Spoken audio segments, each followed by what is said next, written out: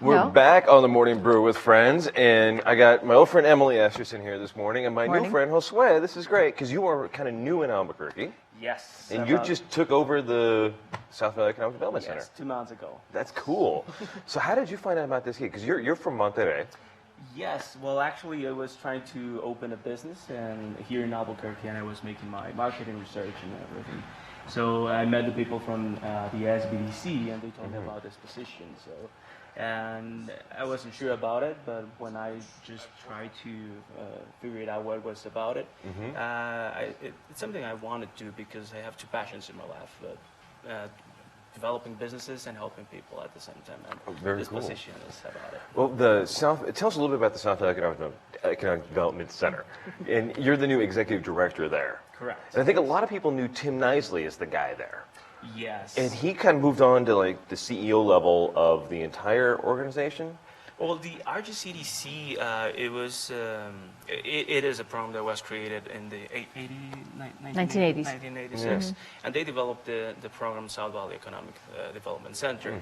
And Tim was acting as an interim director, but now that I'm director, we're making that transition in the position. And of course, he was doing a lot of things, and it has been intensive 2 months just catching up. I'm sure. And so what is the job that you're going to be doing? Well, is continue developing the program, of course, and also... Which is helping entrepreneurs, which is bringing in businesses, which is helping businesses get launched. Correct. And I think a lot of people know the center itself as the place where the mixing bowl is. Yes, well, actually, we have to work together with the Mixing Bowl program because a lot of the businesses that are in the South Valley are food-based. So right.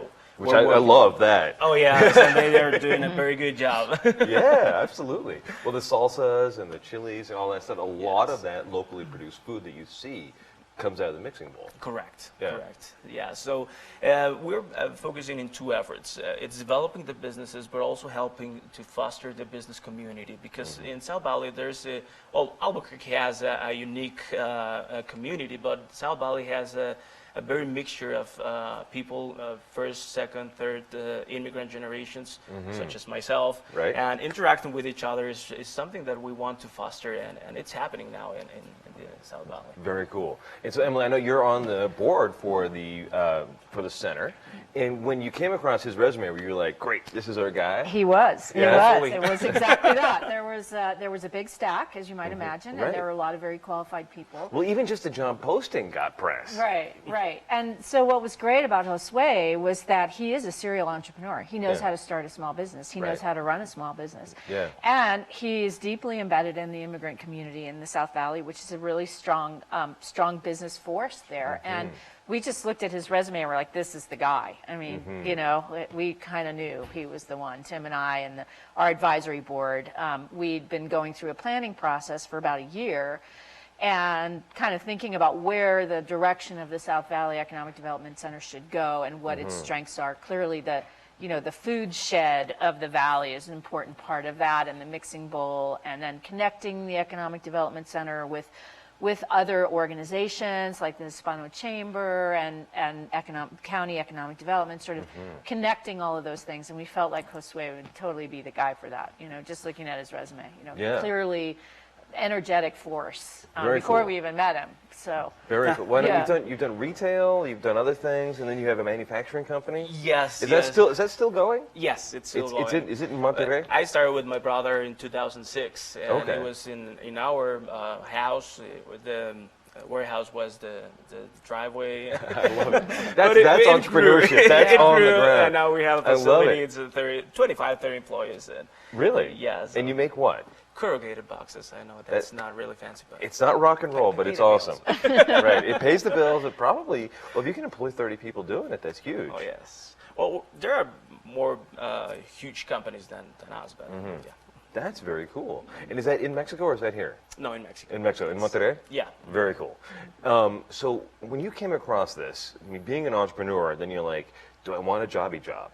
Do I want to take a 9 to 5? Did you have that discussion in your head, like? Oh yes, actually, this is my first time being employed. I've been I love that. I've never had a job. I've been unemployed. So how do you even if you've been the guy who's been never had a job like this. How do you even go into the interview? I mean, would you just like I'm winging it and we're calling it good? Or? Well, I had to take a lot of advice from different people, how you make a resume or no. I know it's very basic, but Yeah. but yeah, I have helped some people helping me to just figuring out how it's going to be the process. But actually, I wanted this position because I came here almost 2 years ago. I just fell in love with the city. I decided to come over here to I'm getting married next year, so Right on. yeah. I hope my fiance sees this. But I really fell in love with the city, and if I wanted to be in a city where I'm going to raise a family, I want to participate, I want to collaborate, I want to... And be a part of it. Yes. Right. So where do you guys see the next big project at the center? I mean, is it food related? Is it community related? There's like 17 different companies there now, right? 35. 35? Is Yeah. it that many? Yes. You know, we had some big plans and for where we're going in the next 5 years. And I was at the opening of the South Valley Economic Development Center 10 years ago when I was a reporter, when I was working at the New Mexico Business Weekly, now Albuquerque Business First.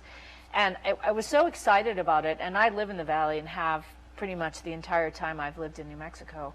And we see it as a place to incubate businesses, to connect the food shed with the kitchen, to build the kitchen businesses so that they are successful when they, figure out how to manufacture their salsa, they can get it to market.